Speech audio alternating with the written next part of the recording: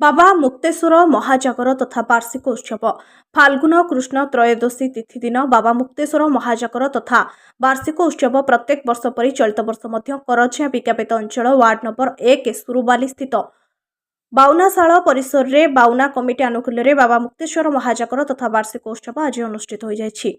ए उत्सवर सभापतित्व committee सभापति गिरिधारी पृष्टि करितबा बेले संपादक बांछानिधि पृष्टि वार्षिक उत्सवर आभिमुख्य प्रकाश करथिले। ए कार्यक्रम को रूपेश सराफ परिचालना करथिबा बेले वरिष्ठ सांबादिक उमाशंकर दास, एडवोकेट दिव्य प्रसाद साहू, करंजिया आईआईसी नीरद कुमार मल्लिक, लुलु साहू, समाजसेवी पार्थसारथी पात्र, सांबादिक सूरज सिंह, विकल महांत, वीरेंद्र कुमार महांत, निरन महांत, जयराम महांत, अशोक कुमार महांत तथा बाउनाशाला देहुरी, कान्हा देहुरी और पूजक राकेश कुमार पंडा उपस्थित रही सहयोग प्रदान करथिले।